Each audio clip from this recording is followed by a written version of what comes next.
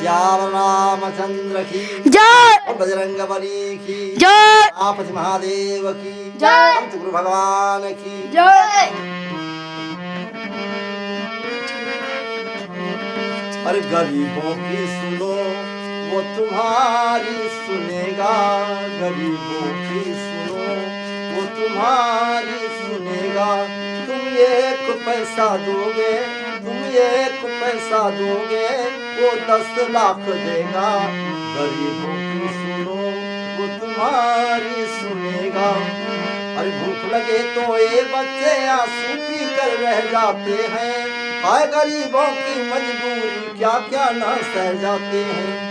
ये बचपन के दिन है घड़ी खेलने की, नहीं ऐसे संकट में दुख झेलने की।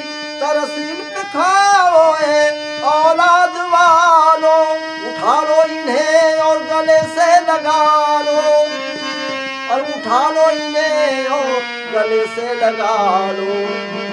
गरीबों की सुनो तुम्हारी सुनेगा, गरीबों की सुनो वो तुम्हारी। एक न्यायिक राजा था और उनकी रानी गांव से बाहर एक सरोवर था। सरोवर में अपने सखियों के साथ नहाने की पहुंची। ठंडी का मौसम था और जाकर के वहां सरोवर के किनारे पर एक बुढ़िया रहती थी, बहुत गरीब रहती थी, 2 बच्चे रहते थे। भीख मांग करके निर्वाह करते थे वो। समझो कि बड़े लोग कभी कभी ऐसा काम कर देते हैं, गरीब की झोपड़ी। रात और जो है दिन में जब रानी को क्या बात है, राजा रानी संसार के मालिक है, अपने समझ में राज्य के अपने। संजोग ये बना कि वहां पर पहुंच करके रानी ने स्नान किया, सखियों ने स्नान किया और हवा चल रही थी, बड़ी ठंडक लग रही थी, बहुत जोर से ठंडक लग रही थी। रानी वहां से पहुंची, कांप रही थी, थर थर थर दांत भी बोल रहे थे। घर को ना आने के बजाय अपनी दासियों को संकेत कर दिया, सुनो कुछ आग जलाने की व्यवस्था करो। कहा महारानी यहाँ क्या रखा है जो हम कुछ करेंगे? तो कहा चलो जिस काम करो मैं बता रहा हूँ करते रहो, मैं बताती हूँ वो करो।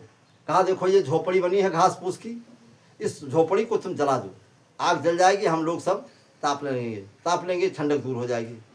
सखियों ने कहा कि ये गलत बात है। महारानी ने कहा हमारे लिए, हमारे तो सभी परिवार हैं, हम कहीं कुछ भी कर सकते हैं, कोई बात नहीं। बुलाया और सखियों के माध्यम से बुढ़िया की झोपड़ी को जलवा दिया और जब जल गई, ताप लिया। तापने के बाद अब उसके बच्चे और बुढ़िया बाहर ठिठुरती रही। जाकर के दूसरे दिन राजा के दरबार में जाकर के गुहार लगाई, महाराज की जय हो। क्या है? बुढ़िया ने कहा महाराज रातों रात हमारी जो है कल जो है शाम को वक्त में, सुबह के समय में मैं घर पर नहीं थी, मेरे बच्चे भी नहीं थे और हमारी झोपड़ी जला दी गई। तो कहा किसने किया? कहा महाराज हम जिसने किया है उसको हम नाम नहीं ले सकते, बता नहीं सकते, पता तो लगाया है। तो कहा बताइयो मैं उससे दंड दूंगा। तो कहा दंड क्या दोगे? दंड देने की बात नहीं है, तुम खुद पता लगाओ, अपने रनिवास में जाओ, वहां पता लगाओ, दासियों से पूछो। दासियों से पूछा तो धीरे धीरे दासियों ने सारा हाल बता दिया कि रानी के कहने पर हमने जलाया, अगर हम नहीं जलाते तो हम कोड़ों की मार खाती, दंड मिलता हमको, हम तो मजबूर थी। रानी को न्यायिक राजा ने रानी को बुलाया और बुला करके कहा क्यों तुमने गरीब की झोपड़ी को जला दिया है? कहा हाँ महाराज गलती हो गई। कहा गलती उलती कुछ नहीं। रानी को घर से निकाल दिया और सारे वस्त्र राजसी वस्त्र अलग कर दिए। कहा जैसे भी मजदूरी करो, किसी तरह से जा करके उस झोपड़ी को उसी प्रकार से बनवा करके तैयार करोगे, तब तुम रानी कहलाओगी, तब तुमको घर में आने देंगे। अब रानी के सामने बड़ी समस्या थी, सारी वस्तु कुछ। जब रानी घर से निकल गई तो उसके पास था क्या? जा करके भीख मांगती है, दौड़ती धूमती है, राजा उसकी व्यवस्था देखते रहते हैं, लेकिन बहुत मेहनत करके आखिर में रानी से कुछ हो नहीं पाया। किसान की झोपड़ी, बुढ़िया की झोपड़ी में कितना दम होता है, कितनी ताकत होती है, बच्चे किस प्रकार से बसर करते हैं। इसलिए भक्तों परोपकाराय शतांग विभूतया, संत लोग परोपकार करते हैं, आप भी परोपकार करें। दुखी को, गरीब को और जितने भी असहाय हों, जिनके पास वस्त्र न हो उनको वस्त्र प्रदान करें। आपको भगवान ने दिया है तो भोजन न हो तो भोजन प्रदान करें और किसी का नुकसान मत करो, नुकसान करने का प्रयास न करो। गरीब की झोपड़ी में बच्चे किस प्रकार से रहते थे, कैसे सुख उठाते थे, कैसे दुख उठाते, बुढ़िया कहाँ से लेकर के आती थी, क्या खिलाती थी, बड़ी ही कठिन बात थी। तो राजा ने रानी को न्यायिक राजा क्या दे करके कहा जब तक झोपड़ी नहीं बनवा दोगी तब तक घर में नहीं आने दे।